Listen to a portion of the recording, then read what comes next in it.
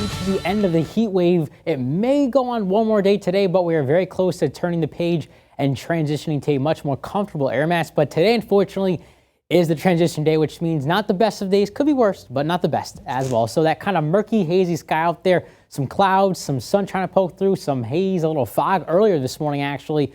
So a lot to talk about. And there's actually the sun's like right over here somewhere. There it is. But notice the clouds coming. It looks kind of threatening, actually. I'm going to show you the radar in a second. And there is some rain, some downpours in some towns to talk about, especially just to our south as well. Dew points everywhere. And the low to mid 75 in New Haven. That's literally as high as it pretty much could possibly get. The dew point in the mid 70s. It's the air you can wring out. You can pretty much just take the air and wring it out. That's how humid it is.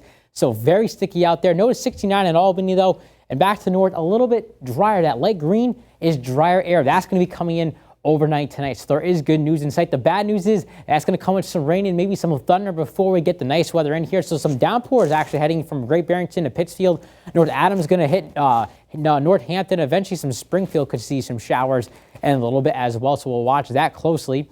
And we're moving on by and look at that, more rain back to the west and even towards Buffalo. That's the clearing line. That's going to push on by. That's where we see the clearing.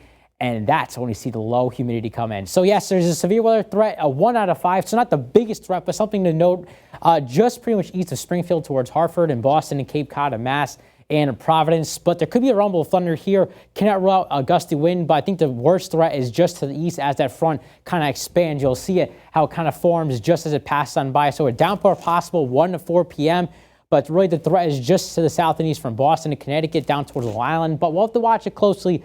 But again, that's the greatest threat from some showers. Then the sky is clear and it turns much nicer for Sunday. So talk about the tropics. We have a lot to talk about. We have Tropical Storm Fred, well as Tropical Depression becoming Tropical Storm Fred. Going to hit Florida, Alabama, and Mississippi by Sunday into Monday with some strong winds and heavy rain. No, intense storm. It's a tropical storm being forecasted to hit. They dealt with much worse over the coming years, or the past years, I should say. But something to watch, that there's a tropical storm there. And also, look at this. We have Grace. Hello, Grace formed last night. Another tropical system could eventually approach Florida in a week from now. So bottom line, the tropics are heating up. Right now, no major storms seem to be forming, but there are some activity out there. We'll have to keep our watch out for down south and even up here in Mass. You never know. It could be a very busy hurricane season. We are just seeing what likely is the start of several storms to form over the coming weeks. So today, so clouds, some peaks of sun, a downpour or two, especially in the afternoon after a morning shower. Sunday, the pick of probably the last several days, 82, so low 80s,